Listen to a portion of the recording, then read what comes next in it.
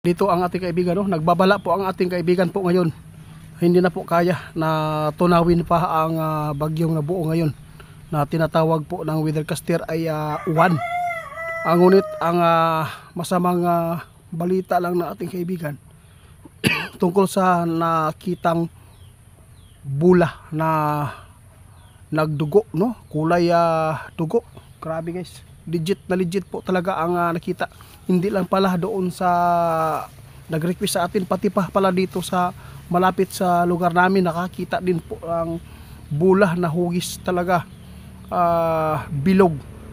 Grabe guys, ito po yung masamang impormasyon na nakalap ng ating kaibigan, no? Kaibigan, tay, saan naman tao ni tayo? Ito po talaga ang nakita nyo. Ibig sabihin nito, yung sobrang pula talaga yung nakita ng mga tao. Masama talagang pangitain yan. Dugo.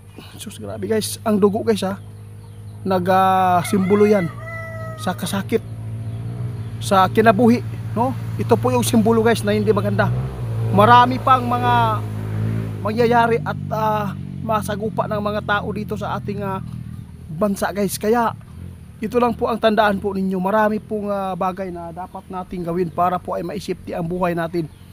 Marami nagpaabot sa amin tay. Saan daw tatama ang uwan na bagyo? Grabe. Lahat po ng bagyo na nakita ngayon, ito daw ang pinakamalaki.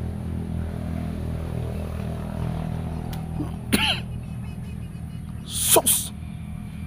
Guys, sa lahat ng makapanood sa amin hindi na po natin pangalanan pa kung ano man po ang mga lugar na nandito po sa area ng Pilipinas. Sa bagay, ito lang po ang paabot natin ang ipinapaabot ng ating kaibigan noong isang araw. Yung Luzon po talaga ang nakitaan po nila na susunod talaga na matatamaan ng malakas na super typhoon na bagyo. Ngayon si kaibigan nagbabala, hindi lang po pala doon sa Manila, no, doon sa Luzon na mag-ingat, kundi pati Luzon, Visayas at Mindanao.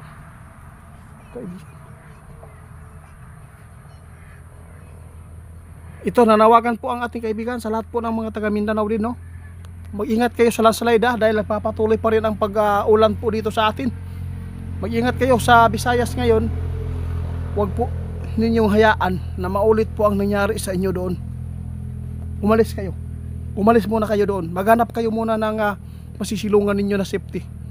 Kaibigan, salamat po sa mga babala. Masamang pangitain talaga ang nakikita ng mga tao dito guys, na yung grabe guys, actual talaga nakita, nagdugo-dugo lagi daw nga bula guys. Grabe po.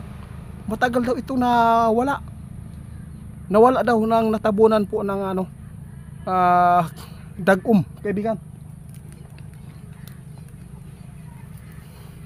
Isa lang po ang ano dyan guys na nakita ngayon. Pahiwatig yan para mapaghandaan natin ang buhay natin. Simbolo po ng ganyan, no, kulay dugo. Masamang pagitain talaga yan. Buhay ang nakataya doon, no? Sakripisyo talaga ang mga tao dahil siguro sa kasalanan po natin nagawa. Kaya ito na po, no? Wala tayong magawa. Kaya gugo lang po tayo, maging matatag at huwag matakot kung ano man po ang mangyayari dito sa atin. Basta ang importante nakapaghanda tayo, no? Marami pang lugar na dapat po ninyong taguan. Kami po ay nagpapaabot sa lahat po ng taga Luzon. Mag-ingat kayo. Maghanda. Kung mayroon man kayong malilikasan doon na yung mga tao doon na lagi naaabot sa baha, lalo na pag may bagyo, lalo na ngayon ay napakalaking bagyo yan na papasok na. Kaya mag-ingat na lang po tayo. Wala tayong mahingian ng tulong ngayon kundi ang sarili po natin ng pamilya.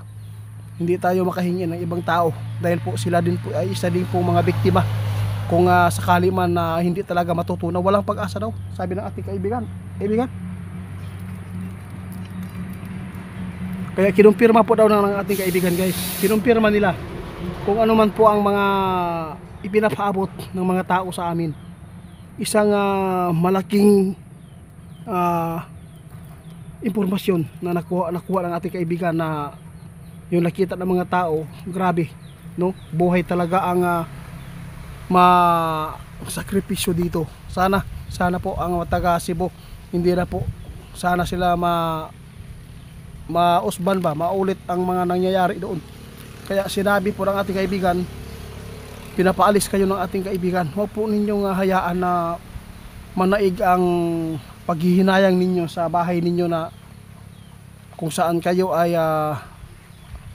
nakasagupa ng mahirap na karanasan ngayon. Kaibigan, salamat po sa inyong babala.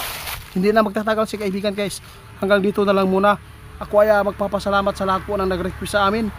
Lahat po ng mga ni-request po niyo kapag ikakabuti po sa atin. Pero kung mga bastos po, ayaw ko talagang matugunan. Pasensya na po. Ayaw ko talaga na magbagit-bagit ang mga bastos na pagpapaabot, kasi hindi po yan maganda. Kasi mas lalo pang makadagdag tayo sa kasalanan ng mga tao dito kung magpaabot-abot pa tayo ng ganyan, no? Pasayloan lang ko niyo, guys, ha?